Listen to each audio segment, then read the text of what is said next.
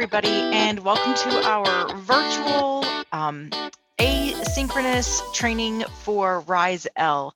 I hope that you are working with your paired RISE-L collaborative partner as you go through these videos and as you go through the Canvas course.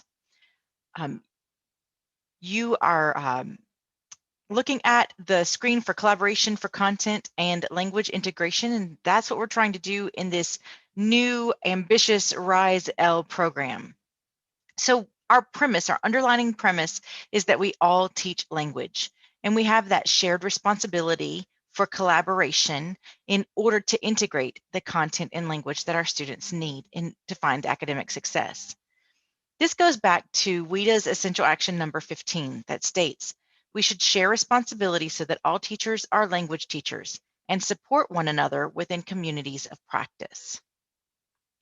So a growing number of classroom teachers feel the pressure of teaching English learners without having the specialized training to do so.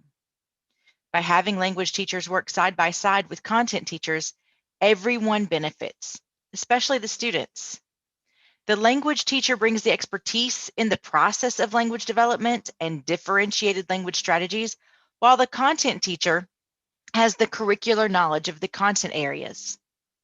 Although academic content standards are tremendously important in today's pressure-packed classrooms, the education of the whole child cannot be ignored.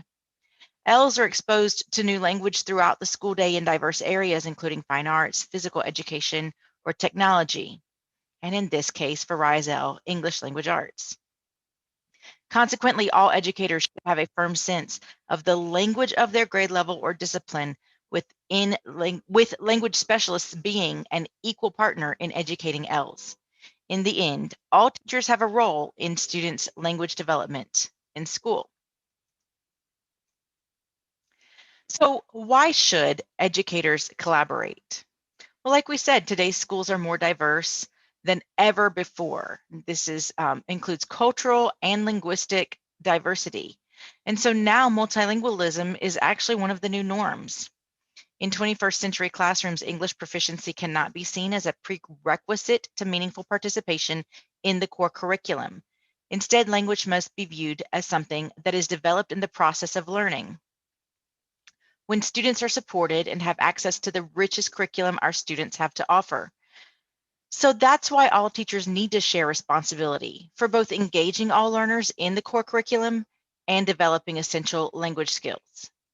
So what we're going through today and some of the supports that I'm going to share with you from WIDA serve multilingual learners by, one, integrating language and content learning, and two, building on both what students can do and what teachers can do. So I always like to start with a content objective and a language objective.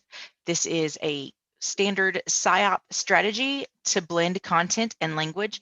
And so we're supporting that even more with the new WIDA resources and standards. So in our case, the content objective is that collaborative partners will integrate language and content by building on what teachers and learners can do. And our language objective, which I think will continue to unfold over the course of the 5 weeks we have together in these RISE-L collaborative classrooms, is that collaborative partners will synthesize and share information from a variety of curriculum and language scaffolding resources to design and deliver multimodal learning opportunities within a language-rich classroom environment. So we are going to have a couple of resources that we can use. One includes the WIDA Focus Bulletin, which will be linked for you on the Canvas page. And the other are certain sections from the WIDA 2020 Standards Framework. It's a 400-page document, and I don't need you to feel compelled to read the whole thing, but I can direct you to those resources within that document that'll be most specific to you. So one of our major concepts, as we already mentioned, is that English cannot be a prerequisite to meaningful participation in core curriculum. In the course of my career, I've had teachers say to me something like, can't the student go somewhere and learn English and then come back to me to learn my content? And in fact, that's a model that we used in the United States for years, and it was called segregation, and it became illegal through certain Supreme Court rulings.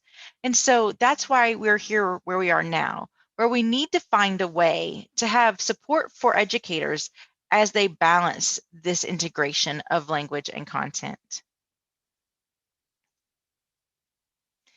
So this is going to hopefully be a workshop, even though I'm leading you virtually and asynchronously.